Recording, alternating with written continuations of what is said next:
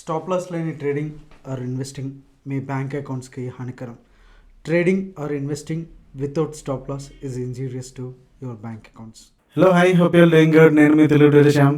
So ఈరోజు కూడా another flat day and inside బార్లోనే ఇరుక్కుపోయింది. ఈవెన్ నిఫ్టీ కావచ్చు అండ్ బ్యాంక్ నిఫ్టీ కావచ్చు, సో రెండు కూడా same kind of a thing. ఇక్కడ కాకపోతే మనకి ఒక హ్యాంగింగ్ మ్యాన్ ప్యాటర్న్ అయితే వచ్చింది.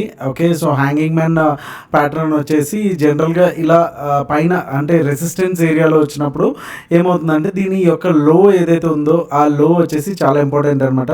సో లో కూడా బ్రేక్ అయ్యింది అంటే ఈ కేసులో ఈ పర్టికులర్ క్యాండిల్కి లో వచ్చేసి 24,500. Okay, so which is very very important support for Nifty. Okay, and ఇక్కడ కూడా చూసుకుంటే మనకి మంచి సపోర్ట్ లైన్ కూడా ఇక్కడనే ఉంది. సో మనం గమనిస్తే కనుక ప్రీవియస్గా వచ్చేటటువంటి ఒక మంచి రెసిస్టెన్స్ అలాగే పెద్ద సప్లై జోన్ కూడా.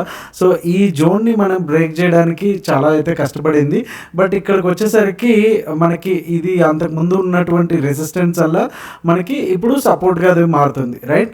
సో వన్స్ ఆ క్యాండిల్ ఈ లైన్ దాటేసింది అంటే కనుక సపోర్ట్ తీసుకుంది. సో వన్స్ సపోర్ట్ తీసుకుంటే కనుక నెక్స్ట్ మళ్ళీ ఇలాగ వెళ్ళడానికి అవకాశం అయితే ఉంటుంది. సో ఇన్ కేస్ రేపు కనుక ఒక 100 పాయింట్స్ ఏదైతే ఈరోజు కూడా ఆల్మోస్ట్ సపోర్ట్ అయితే 24,500 దగ్గర తీసుకుంది. సో ఇన్ కేస్ 24,500 కూడా బ్రేక్ అయ్యి డౌన్ సైడ్ వెళ్తే కనుక మళ్ళీ మనం 24,200 అలాగే 24,000 చూడడానికి అయితే ఛాన్స్ అయితే ఉంటుంది. సో కంప్లీట్గా ఓవరాల్గా చూసుకుంటే కనుక ఇంకా ఇన్సైడ్ బార్లోనే మనకి నిఫ్టీ అయితే ట్రేడ్ అవుతుంది. సో ఈవెన్ బ్యాంక్ నిఫ్టీ కూడా. సో దానికి వెళ్ళినప్పుడు చూద్దాము. సో ఫిబ్నాచి లెవెల్ చూసుకున్నా సరే ఇది ఎగ్జాక్ట్గా 0.5 దగ్గర నుంచి రెసిస్టెన్స్ అయితే ఫీల్ అవుతా ఉంది.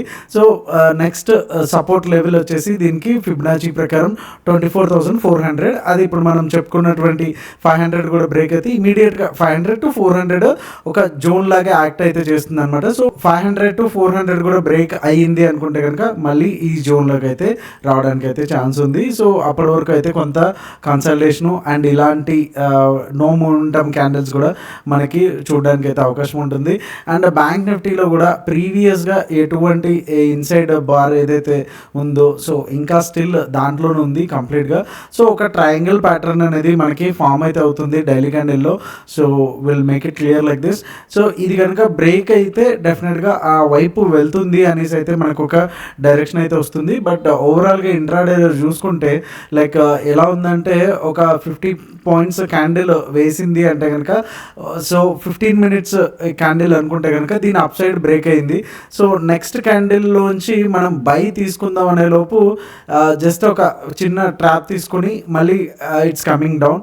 ఓకే, సో మళ్ళీ సేమ్ ఇక్కడ మేజర్ సపోర్ట్ దగ్గర ఏదైతే ఇక్కడ బ్రేక్ అవుతుంది అనుకుంటే కనుక మళ్ళీ ఇక్కడికి అండ్ ఈ మిడిల్లో మనం స్కాల్పింగ్ చేసుకుందాము అంటే కనుక లైక్ 15 మినిట్స్ టైం ఫ్రేమ్ కానీ 5 మినిట్స్ కానీ ఒక క్యాండిల్ బ్రేక్ అయ్యి కిందకి రావడం అండ్ మళ్ళీ ఇంకొక 50-60 పాయింట్స్ పైకి వెళ్ళడం, ఇక్కడ ఉన్న స్టాప్ లాస్లన్నీ కట్ చేసుకోవడం, మళ్ళీ కిందకి రావడం, ఇలా ఫుల్ జిగ్జాగ్. ఎంత వాలటాలిటీ అంటే టూ మచ్ వాలటాలిటీ. సో ఇవాళ ట్రేడర్స్ కూడా పెద్ద ట్రేడ్స్ అయితే ఇవాళ తీసుకోలేదు because of this. And OI data కూడా మార్నింగ్ నుంచి కూడా చాలా న్యూట్రల్గా అయితే ఉంది. అండ్ ఆల్మోస్ట్ మనం 15 మినిట్స్ టైం ఫ్రేమ్కి వెళ్ళినప్పుడు తెలుస్తుంది. సో ఆల్మోస్ట్ 15 మినిట్స్ రేంజ్లోనే మనకి క్లోజ్ కూడా అవడం అయితే జరిగింది. అండ్ ఇవాళ టెలిగ్రామ్లో ఇచ్చినటువంటి లెవెల్స్ ఏదైతే ఉన్నాయో ఓకే, మనకి లైవ్ లెవెల్స్ ఇస్తాం కదా. So up side and down side అనేసి. సో ఆల్మోస్ట్ ఈవినింగ్ వరకు కూడా దాని మధ్యలోనే తిరిగేసి క్లోజ్ అయితే అయ్యింది. సో యాజ్ పర్ దట్ ఈ రోజు అయితే కంప్లీట్గా నో ట్రేడ్ జోన్. సో ఒకసారి రేపటికి buy zones and sell zones and BDS ఏమి ఇచ్చాము, ఓఏ డేటా ఏముంది అనేది ఒకసారి చూసేద్దాం. సో వీడియోలోకి వెళ్ళే ముందు లైక్ చేయడం అయితే మర్చిపోద్దు.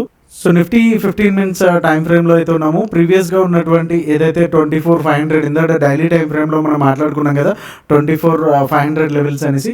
సో ఇన్ కేస్ ఒకవేళ గ్యాప్ డౌన్ అయితే కనుక గ్యాప్ డౌన్ అయ్యి అరౌండ్ 550 దగ్గరికి అంటే ఒక 70-80 పాయింట్స్ డైరెక్ట్గా ఇక్కడ గ్యాప్ డౌన్ అయ్యింది అనుకుందాం. ఓకే, ఇన్ కేస్ అయితే కనుక నెక్స్ట్ ఈ జోన్ ఏదైతే ఉందో 500 కూడా బ్రేక్ అయితే మనకి ఫస్ట్ టార్గెట్ వచ్చి 394. మనం ఇక్కడ షార్టింగ్ అనేది మనం ఈ ఏరియాలో మనం అదే ప్లాన్ చేసుకోవచ్చు.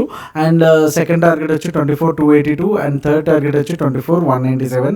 అండ్ ఇన్ కేస్ ఒకవేళ గ్యాప్ అప్ అయితే కనుక లైక్ మనకి ఇది 600 నుంచి 700 మధ్యలో చాలా వరకు స్లోగా వెళ్ళేదానికి అయితే ఛాన్స్ ఉంది. సో వన్స్ 700 ఆర్ 690 లెవెల్స్ కూడా బ్రేక్ అయినాయి అంటే కనుక మంచి షార్ట్ కవరింగ్ ర్యాలీ అనేది రావడానికి ఛాన్స్ ఉంది. సో 755 వచ్చేసి first target and second target వచ్చి 843 అండ్ థర్డ్ టార్గెట్ వచ్చి 24,910గా అయితే మనకు ఉంది. సో ఈ మధ్యలో అయితే కంప్లీట్గా అవాయిడ్ చేసేయడం బెటర్. అండ్ ఎందుకంటే మనం డైలీ టైం ఫ్రేమ్లో చెప్పుకున్నట్టు ఏదైతే మెయిన్ క్యాండిల్ ఉందో సో దాని మధ్యలోనే ఉన్నాయి. సో మధ్యలో క్యాండిల్స్ ఉన్నప్పుడు ఎటైనా వెళ్ళడానికి ఛాన్స్ ఉంటుంది. ఓన్లీ హై ఆర్ లో బ్రేక్ అయితేనే ఒక డైరెక్షనల్ అనేది వస్తుంది.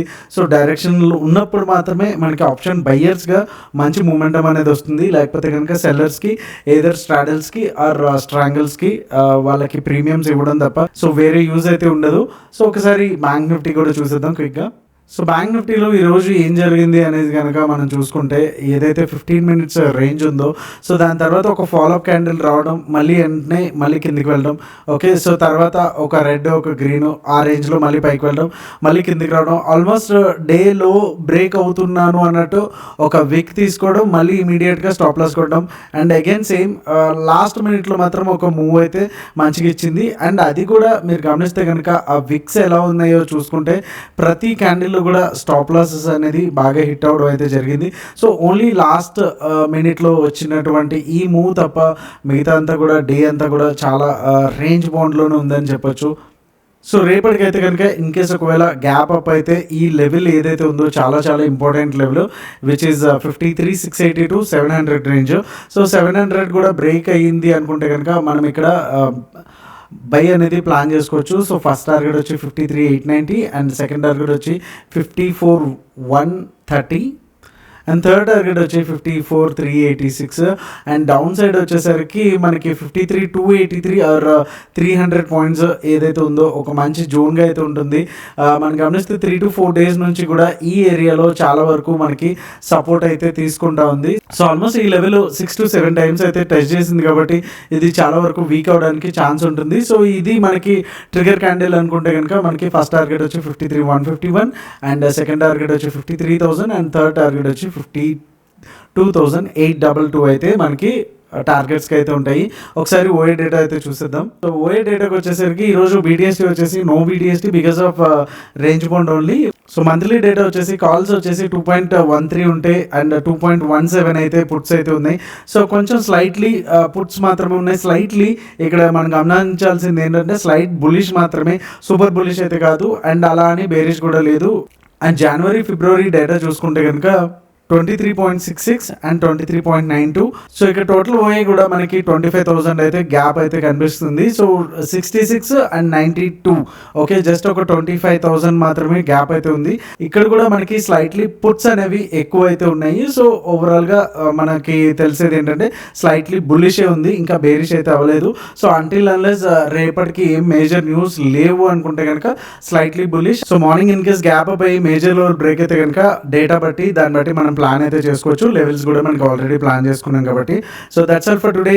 Thank you so much. Me Telugu trader Shyam. జై హింద్.